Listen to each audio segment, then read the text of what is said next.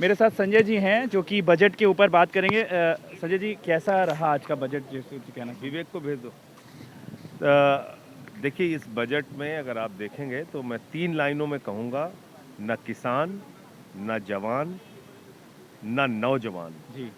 Budget में किसी के लिए नहीं है कोई प्रावधान। हुँ, अमृत काल में अमृत के लिए तरस रहा है आम इंसान हुँ, और पूंजीपतियों की लूट हुई है आसान।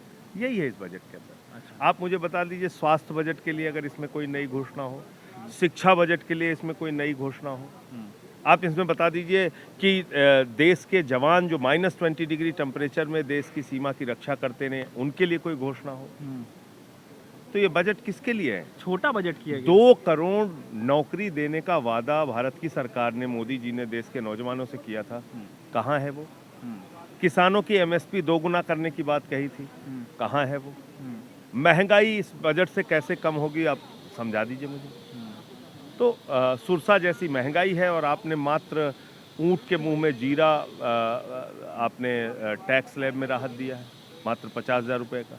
हुँ। वो भी कुछ बहुत ज़्यादा नहीं है। तो 7 लाख वाला कोई बहुत ख़ास वो नहीं है। नहीं, उसमें क्या है? उसमें आप देखिए कि अगर 3 लाख से ऊपर की आमदनी है तो आपको 3 लाख से 6 लाख तक में आपको 5% का टैक्स देना है। हुँ, नहीं तो आपको इन्वेस्टमेंट दिखाने पड़ेंगे। हुँ, तो ऐसा नहीं कोई बहुत बड़ी राहत इस सरकार ने दी है। हुँ। और ये मिलेट्स के बारे में बात की गई है, मिलेट्स को जो है एक श्री राम दिया गया अरे है, भाई, इसके बारे जो में क्या? किसान आपके आँख के आगे दिखता है, गन्ना पैदा करता है, गेहूँ पैदा करता है, धान पैदा करता है, उसको तो आप कुछ देते नहीं हो। हुँ। उसको तो कुछ आप एमएसपी दोगुना कर नहीं पा रहे हो और बातें बड़ी-बड़ी कर रहे सर, हो। लास्ट बजट माना जा रहा है एनडीए गवर्नमेंट 2 का, तो उसके हिसाब से आपको लगता है कि कुछ उन्होंने कैटर करने की कोशिश किया है?